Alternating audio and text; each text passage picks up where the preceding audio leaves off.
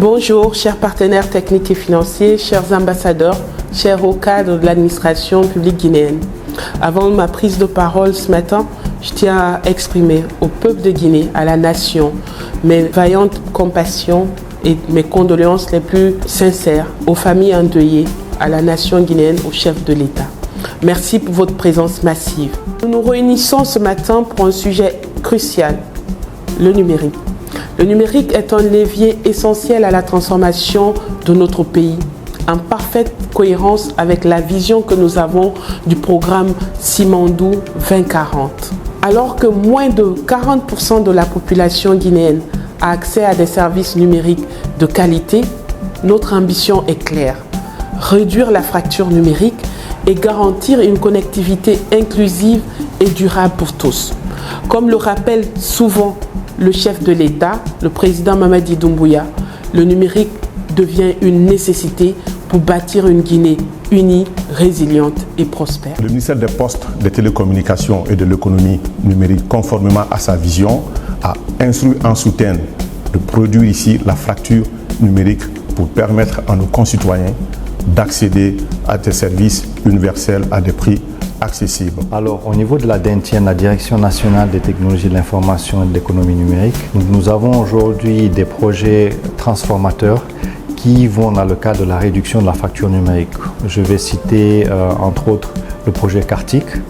Donc Kartik, c'est un projet de mise en place à travers tout le pays.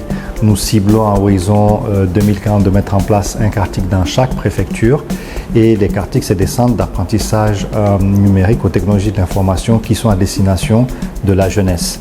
Donc aujourd'hui, on sait qu'il faut préparer l'élite du futur et cela commence par les jeunes. Donc les jeunes de 5 à 17 ans auront accès à des espaces dans lesquels ils pourront exprimer leur créativité par de la formation, par l'initiation à nouvelles technologies, par certaines activités qui leur permettront de se préparer à l'étape suivante. Ça, c'est pour ce qui est du projet Kartik.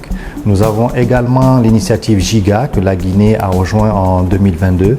Donc GIGA, c'est un projet conjoint entre l'UNICEF et l'IUT, donc l'Union internationale des télécommunications, et qui vise à interconnecter toutes les écoles du monde à Internet.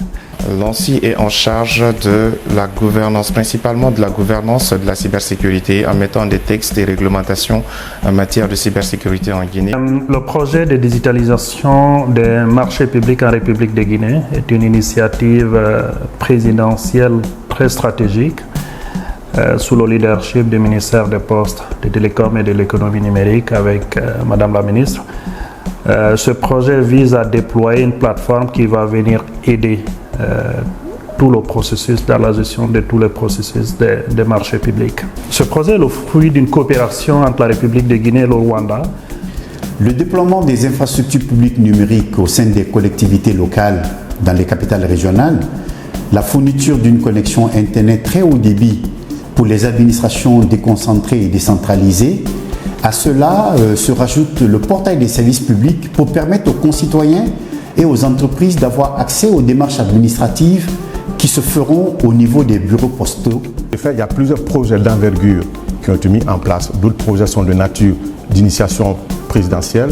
Vous avez notamment ici les hubs numériques pour lesquels on a déjà commencé des projets pilotes qui sont au nombre de 6. Non, l'objectif, c'est d'étendre ce projet sur l'ensemble du territoire national. Vous avez également ici UNIF Connect.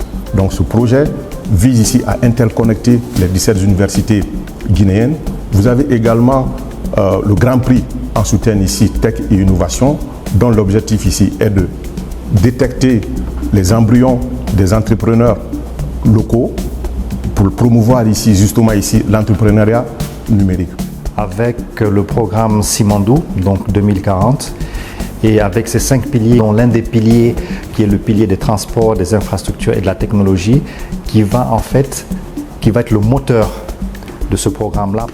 Le PNUD nous a accompagnés pour l'élaboration de notre document de stratégie nationale de digitalisation de l'État et de développement de l'économie numérique. Nous avons mis en place en 2022 la stratégie nationale de cybersécurité. Cette stratégie va de 2022 en 2025. Nous avons été particulièrement accompagnés par le PNUD. Nous avons mis en place également la plateforme nationale de signalement des actes de cybermalveillance pour accompagner les citoyens qui sont au quotidien souvent victimes des actes de cybermalveillance.